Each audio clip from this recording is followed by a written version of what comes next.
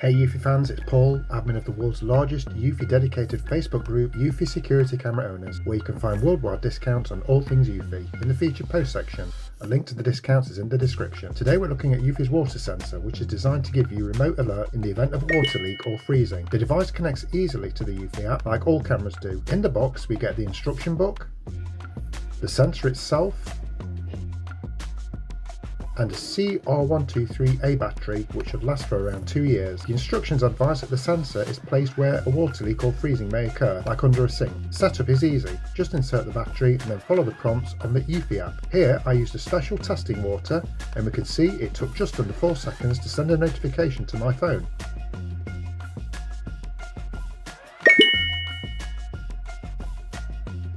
Ideal locations for the sensor are under a sink, behind the loo. My own is placed internally behind my outside tap plumbing, because this is internal and a real potential leak risk for me, especially with frost. I hope you found that useful. Please consider subscribing for more eufy content and ask any questions in the comments. See you soon.